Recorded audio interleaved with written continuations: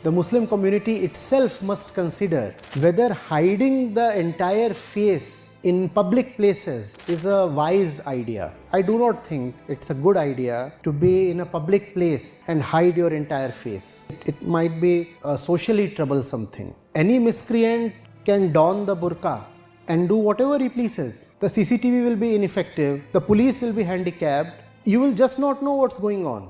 अगर आचार्य प्रशांत के हिसाब से बुर्का पहनने पर सीसीटीवी इनफेक्टिव हो जाती है और पुलिस हैंडीकैप्ड हो जाती है, तो जहां सीसीटीवी होता ही नहीं, जैसे गांव, हाईवेज, खेत, वहां तो पुलिस ज़ॉम्बी बन जाती होगी।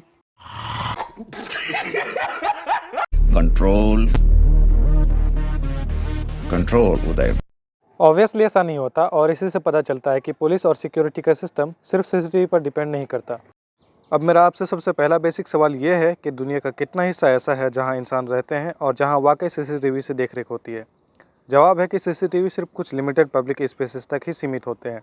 दुनिया का बहुत बड़ा हिस्सा जैसे गांव, रेगिस्तान, जंगल, बर्फीली और पहाड़ी इलाके, हाईवेज, खेत और कई शहरी इलाके आज भी सीसीटीवी की निगरानी से बाहर है। इसलिए सिक्योरिटी का सिस्टम कभी भी सिर्फ कैमरा पर डिपेंड नहीं करता। अगला बेसिक सवाल यह है कि रियलिटी में कितने क्राइम्स वाकई सीसीटीवी के सामने होते हैं।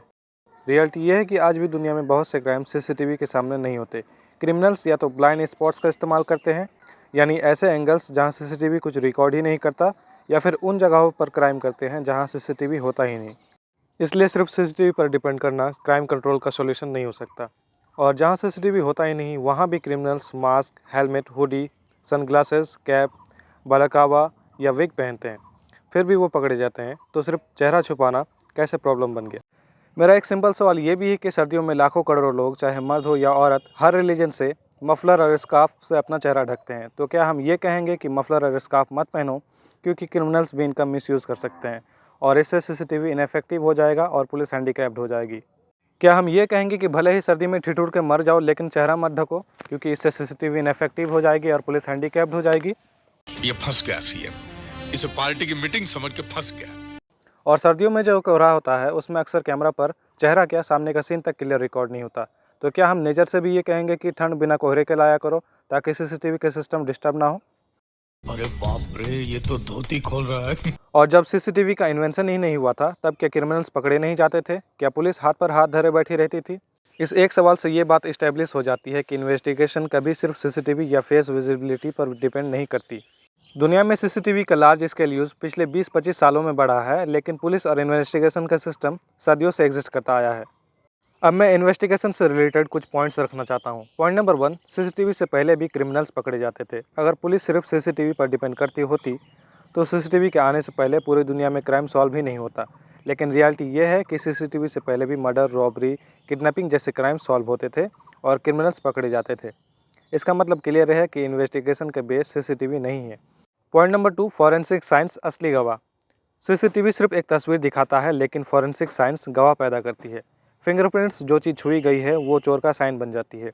डीएनए, बाल, खून, सलाइवा से पहचान हो जाती है। फुटप्रिंट्स, जूते के निशान से हाइट और मूवमेंट तक का अंदाज़ा लगाया जा सकता है। चेहरा छुपा हो सकता है लेकिन फिंगरप्रिंट्स और डीएनए नहीं।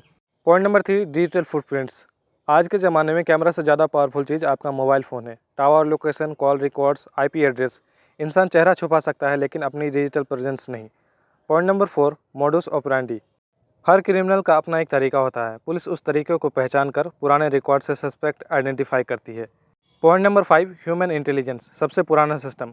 सीसीटीवी से पहले भी एक चीज़ थी, human intelligence, informers, local information, interrogation and psychological pressure, और ये सिस्टम आज भी काम करता है। इसलिए ये कहना कि सीसीटीवी इनफेक्टिव हुआ तो पुलिस हैंडीकैप्ड हो जाती है ना सिर्फ फैक्चुअली गलत है बल्कि इन्वेस्टिगेशन प्रोसेस को बहुत ज़्यादा ओवर सिंप्लीफाई करता है। अब यहाँ मैं किसी के शब्दों को तोड़ मड़ोड़ कर पेश नहीं कर रहा, मैं सिर्फ उस लॉजिक को टेस्ट कर रहा हूँ जो इस आर्गूमेंट के पीछे काम करता है कि अगर किसी चीज़ का मिसयूज़ हो सकता है और उससे पॉलिसिंग मुश्किल हो जाती है तो उस चीज़ का इस्तेमाल वाइज नहीं माना जाना चाहिए। अब चलिए इस लॉजिक को थोड़ा आगे बढ़ाकर देखते हैं। पहले एक बार देख लेते हैं कि आचार्य प्रशांत ने क्या बोला, फिर हम उसी लॉजिक को इस्तेमाल करके और सब चीज़ों पर अप्लाई करेंगे। The Muslim community itself must consider whether hiding the entire face in public places is a wise idea. I do not think it's a good idea to be in a public place and hide your entire face.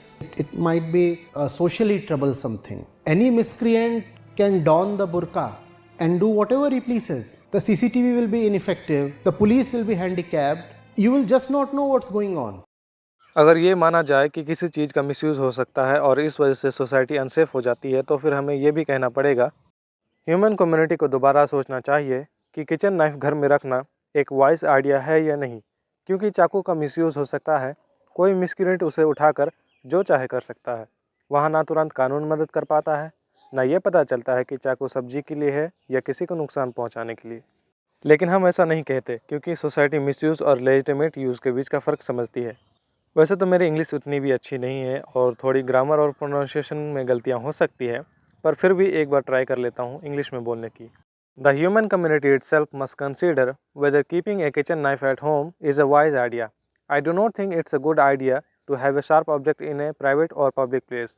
It might be a socially troublesome thing. Any miscreant can pick up the knife and do whatever he pleases.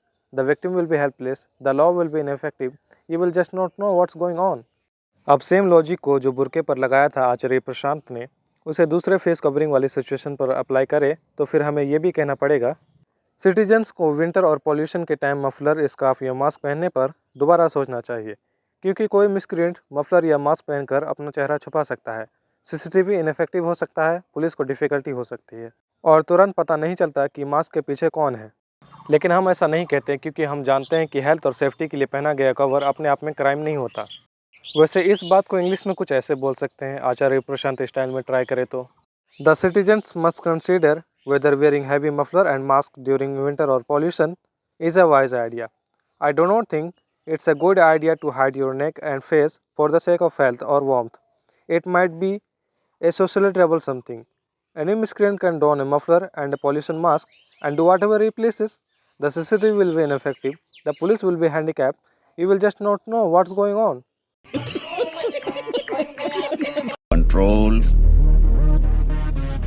Control Uday. अगर हम इसी logic को follow करें तो हमें ये भी कहना पड़ेगा ह्यूमन सोसाइटी को ये सोचना चाहिए कि पब्लिक प्लेसेस में गाड़ी चलाना वाइज आइडिया है या नहीं, क्योंकि गाड़ी का मिसयूज़ हो सकता है। कोई मिसक्रिएंट गाड़ी को वेपन बना सकता है, लोगों को कुचल सकता है और हाई स्पीड पर भाग सकता है। इस सिचुएशन में सीसीटीवी भी तुरंत कुछ नहीं कर पाता। लेकिन हम गाड़ी को बैन नहीं करते, हम मिसयूज़ को पनिश करते हैं, यूज़ को नहीं। और उसी लॉजिक को आगे बढ़ाते हुए ये बात हम पत्थर और रस्सी पर भी बोल सकते हैं। Society must consider whether leaving stone on the ground or selling ropes in the market is a wise idea. I do not think it's a good idea to have stones lying around. It might be a socially troublesome thing. Any miscreant can pick up a stone and smash someone's head. Any miscreant can take a cable and strangle anyone he pleases. The law will be ineffective. The CCTV cannot stop a flying stone. You will just not know what is going on. मुझे अपने घर जाना है। मुझे घर जाना है। मुझे अपने घर जाना है। हिंदी में समझाना हो तो मैं ये बोलूँगा, पत्थर ज़मीन पर नहीं होना चाहिए, रस्सी या केबल बाज़ार में नहीं बिकनी चाहिए, क्योंकि कोई भी मिसक्रिएंट पत्थर उठाकर किसी का सर फोड़ सकता है या रस्सी से किसी का गला घोट सकता है। यहाँ सीसीटीवी भी कुछ नहीं कर पाता, ना पत्थर रोक सकता है ना रस्सी। पर सोसाइटी ऐसे काम नहीं करती, क्योंकि हर चीज़ जो मिसयूज़ हो सकती है वो ऑटोमेटिकली गलत नहीं हो जाती। अब आते हैं कोर लॉजिकल कंक्लूज़न पर, जो कि मोस्ट इम्पॉर्टेंट है कि अगर मिसयूज़ की पॉसिबिलिटी किसी चीज़ को बैन करने का क्राइटेरियन होता तो ज़िंदगी की आधी चीज़ें पहले ही इलीगल हो चुकी होती। प्रॉब्लम मिसयूज़ नहीं होता, प्रॉब्लम मिसयूज़ करने वाला होता है। और दोस्तों, ये सुनने में मजाक लग रहा है ना, लेकिन ये मेरी लॉजिक नहीं है, ये वही लॉजिक है जो आचार्य प्रशांत ने एक कम्युनिटी और उनके लिबास बुरके के लिए दी है। अगर मिसयूज़ के डर से हम राइट्स और यूटिलिटीज़ छीनने लगे तो इंसान को जंगल में नंगा रहना पड़ेगा, क्योंकि कपड़े से भी किसी का गला घोंटा जा सकता है, पत्थर से किसी का सर फोड़ा जा सकता है और रस्सी से भी किसी का गला घोंटा जा सकता है। तो हमें ये सब बैन करना होगा। और जब इन सब पर कुछ एक्शन नहीं लिया जाता और लिया जा भी नहीं सकता, तो फिर एक ही लॉजिक सिर्फ बुर्का पर ही क्यों लागू होता है? क्या कंसर्न वाकई मिसयूज़ का है या फिर किसी खास पहचान के साथ डिस्कम्फर्ट का? अगर ये माना जाए कि किसी चीज़ का मिसयूज़ हो सकता है और उससे पुलिसिंग डिफ़िकल्ट हो जाती है, तो फिर हमें यह भी कहना पड़ेगा स्टेट को पुलिस और आर्मी को गन देने पर भी दोबारा सोचना चाहिए, क्योंकि गन का मिसयूज़ हो सकता है। कोई मिसक्रिएंट भी गन ले सकता है। बुलेट के सामने सीसीटीवी भी बेकार होता है और आम आदमी को तुरंत समझ नहीं आता कि गन सुरक्षा के लिए है या किसी को नुकसान पहुंचाने के लिए। लेकिन हम ऐसा नहीं कहते, क्योंकि सोसाइटी मिसयूज़ और लेजिटिमेट यूज़ के बीच का फ़र्क समझती है। आचार्य प्रशांत के लॉजिक से फिर गन्स भी बैन होनी चाहिए क्योंकि क्रिमिनल भी यूज़ करता है, गाड़ियाँ बैन होनी चाहिए क्योंकि क्रिमिनल भागता है, पुलिस यूनिफॉर्म बैन होनी चाहिए क्योंकि कोई नकली पहन सकता है, इंटरनेट बैन होना चाहिए क्योंकि साइबर क्राइम होता है। लेकिन हम ये सब नहीं कहते क्योंकि प्रॉब्लम चीज़ नहीं होती, प्रॉब्लम मिसयूज़ करने वाला होता है। तो फिर एक ही लॉजिक को मैं दोबारा कहना चाहूँगा, सिर्फ बुर्का या हिजाब पर क्यों लागू होता है? क्या यहाँ कंसर्न सिर्फ सिक्योरिटी का है या फिर किसी खास आइडेंटिटी के साथ डिस्कम्फर्ट का? मिसयूज़ की पॉसिबिलिटी को बेसिस बनाकर किसी चीज़ को गलत कहना ना सिक्योरिटी है और ना लॉजिक, ये सिर्फ सिलेक्टिव एप्लीकेशन है। जहाँ क्राइम होता है वहाँ रिस्ट्रिक्शन क्रिमिनल पर होती है, विक्टिम पर नहीं।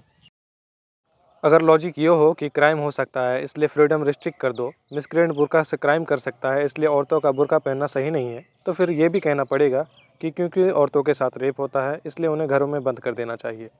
पर यह कौन सा इंसाफ है? सज़ा रेपिस्ट को मिलनी चाहिए, विक्टिम को क्यों रिस्ट्रिक्ट किया जा रहा है? तो अब बात करते हैं कि फिर क्राइम का सही सॉल्यूशन क्या है। क्राइम का सॉल्यूशन ये नहीं होता कि विक्टिम्स को छुपा दो, सॉल्यूशन होता है फास्ट और स्ट्रिक्ट जस्टिस, क्रिमिनल्स में खौफ, स्ट्रॉन्ग इन्वेस्टिगेशन और सोसाइटी का मिलकर खड़े होना। अगर आज औरतों को बाहर अनसेफ कहकर बंद कर दिया गया तो कल ऐसा वक्त आएगा जब क्रिमिनल्स इतने बेखौफ हो जाएंगे कि औरत अपने घर में भी सेफ नहीं रहेगी। तो इस चीज़ का लॉन्ग टर्म सॉल्यूशन क्या है? असली सॉल्यूशन है बच्चों को अच्छी वैल्यूज़ सिखाना, रिस्पेक्ट और हया का कल्चर बनाना, वल्गैरिटी को नॉर्मलाइज करने के बजाय डिग्निटी को नॉर्मलाइज करना, औरत को सेल्फ डिफेंस और कॉन्फिडेंस देना और सोसाइटी में ये सेंस लाना कि मुसीबत में हम साथ खड़े होते हैं। क्राइम फ्रीडम से नहीं होता, क्राइम इम्प्यूनिटी यानी सज़ा ना देने से होता है। और जब क्रिमिनल को डर नहीं होता तभी विक्टिम को रिस्ट्रिक्ट करने की बातें शुरू होती है। अगर मिसयूज़ की पॉसिबिलिटी ही रिस्ट्रिक्शन का बेसिस होती तो फिर हर वो चीज़ जो मिसयूज़ हो सकती है उसे बैन करना पड़ेगा। पर हम ऐसा नहीं करते क्योंकि प्रॉब्लम चीज़ नहीं, प्रॉब्लम क्रिमिनल इंटेंट है। उसी तरह प्रॉब्लम बुर्का या कोई और चेहरा ढकने वाला कपड़ा नहीं बल्कि क्रिमिनल इंटेंट है। जैसे रेप का सॉल्यूशन औरतों को घर में बंद करना नहीं होता, वैसे ही सिक्योरिटी का सॉल्यूशन बुर्का हटाना नहीं होता। सॉल्यूशन होता है क्रिमिनल को रोकना, विक्टिम या पर्सनल चॉइस को नहीं। अब एक लास्ट पॉइंट रखना चाहूँगा वीडियो में कि बुर्का इक्वल टू परफेक्ट डिस्कस नहीं है। आचार्य प्रशांत के लॉजिक में एक प्रैक्टिकल चीज़ मिस हो जाती है कि बुर्का कोई मैजिकल डिस्कस नहीं होता जिसमें कोई भी आदमी आसानी से घुल मिल जाए। मैं इस बात को कुछ पॉइंट्स में समझाना चाहूँगा। पॉइंट नंबर 1, फिजिकल रियलिटीज़ छुपी नहीं रहती। मर्द और औरत के बीच सिर्फ कपड़ों का ही फ़र्क नहीं होता, height, body structure, shoulder, walking style, ये सब चीज़ें नेचुरली डिफरेंट होती है। ये चीज़ें डिस्टेंस से, मूवमेंट से और बिहेवियर से नोटिस हो जाती है। पॉइंट नंबर 2, वॉइस और इंटरेक्शन का फैक्टर। अगर उस आदमी ने एक शब्द भी बोल दिया या किसी ने उससे सीधा सवाल कर लिया तो आवाज़ और रिस्पॉन्स से ही डाउट क्लियर हो जाता है। हर मर्द औरत की आवाज़ की कॉपी नहीं कर सकता और स्ट्रेस में ये कर पाना और भी मुश्किल हो जाता है। Point number 3, escape reality. Crime के बाद क्रिमिनल का पहला गोल होता है भीड़ में घुल मिलकर आसानी से निकल जाना, और यही बुर्का डिसएडवांटेज बन जाता है। भागना मुश्किल, मूवमेंट रिस्ट्रिक्टेड, ज़्यादा noticeable outfit. Point number 4, criminal का रैशनल चॉइस क्या होता है?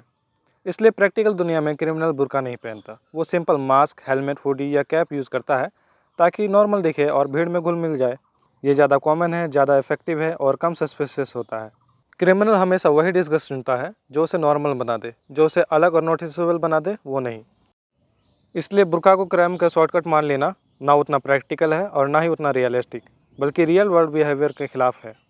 वैसे तो मैं इस वीडियो में बुर्का से रिलेटेड कुछ और पॉइंट्स रखना चाहता था, लेकिन मैं इस वीडियो में नहीं कहूँगा, बल्कि इस वीडियो के अगले पार्ट में आचार्य प्रशांत की इस बात का जवाब देते हुए कहूँगा।